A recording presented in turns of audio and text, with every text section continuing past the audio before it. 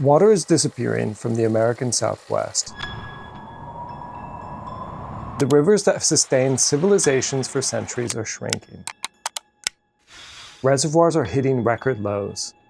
The land itself drying up. This is the era of the mega drought, a climate-driven water crisis that is reshaping life throughout the region. For the Navajo Nation, this isn't just another chapter in the long history of water scarcity. It's a turning point.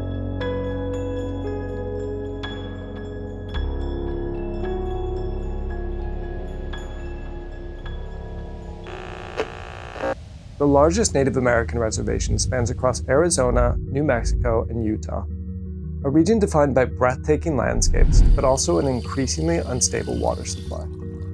Here, 1 in 3 households lacks running water.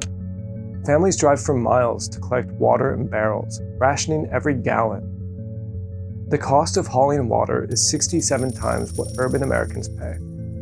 This crisis isn't new, but the scarcity of water is making it worse, turning a long-standing injustice into a full-blown emergency. The Navajo Nation stretches over 27,000 square miles, an area larger than 10 US states. Whenever I see it on a map, I'm shocked at the sheer size of it. For generations, the Dene people have lived in harmony with this land, adapting to its arid climate and scarce water sources. But now, those sources are vanishing. Many Navajo families rely on wells, springs, or rivers, but those are drying up.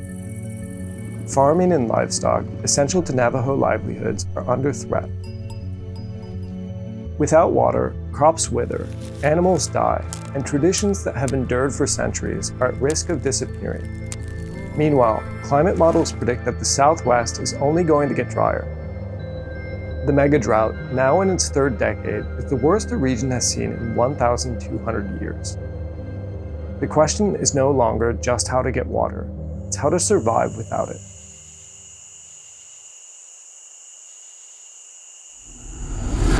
The Navajo Nation's crisis is part of a much bigger disaster unfolding across the entire American Southwest. Water in this region comes from 3 main sources: lakes and reservoirs, rivers, and groundwater. Massive artificial lakes like Lake Mead and Lake Powell sustain millions of people. The Colorado River alone provides water to 40 million people. But it's being drained faster than it can be replenished. Aquifers have served as a last resort for many communities, but they're being pumped dry, leaving nothing for future generations. All 3 of these water sources are failing at the same time. In recent years, Lake Powell and Lake Mead have dropped to their lowest levels in history. The Colorado River is over-allocated. Meanwhile, groundwater pumping continues unchecked. The result? Water is no longer guaranteed, even for major cities.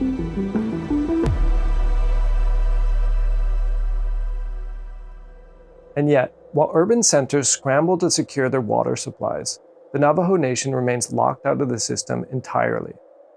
So what's going on here? Why do things seem so unbalanced? The roots of this crisis date back to the 1922 Colorado River Compact. This legislation allocated water rights among 7 US states, but excluded Native nations. Despite being geographically connected to the river, the Navajo people were never guaranteed their share. The allocation was based on an overestimation of the river's flow, leaving little water for them as states received more than the river could sustain. Adding to the problem, the use it or lose it policy encouraged wasteful overuse, especially in agriculture, depleting the river's resources further, while the Navajo struggled to access this shrinking supply. In 2023, the US Supreme Court ruled in Arizona versus Navajo Nation that the federal government has no obligation to provide water infrastructure, upholding decades of neglect. Meanwhile, billions are spent each year for cities and industries on water infrastructure, leaving little for Native communities. Building a modern water system for the tribe can cost billions, money that has never been prioritized. And now, with the desiccation of the land accelerating, the crisis is reaching a breaking point. The megadrought isn't a temporary problem, it's a glimpse into a drier, more uncertain future. Scientists warn that the American Southwest is heading into a new climate reality, one where water is permanently scarce. The longer this crisis is ignored, the worse it'll get. Despite the severity of this crisis, solutions exist, but they require political will, investment, and public awareness. In the description below, you can find some links to organizations that are helping to solve this crisis. Water scarcity is becoming one of the most pressing global issues of the 21st century. Cities like Cape Town, Mexico City, and Sao Paulo already face near total water shortages. In the US, places like Flint, Michigan, and Jackson, Mississippi have suffered from failing water systems, disproportionately affecting marginalized communities. The lesson is clear: water isn't infinite, and those with the least power often suffer the most when it runs out.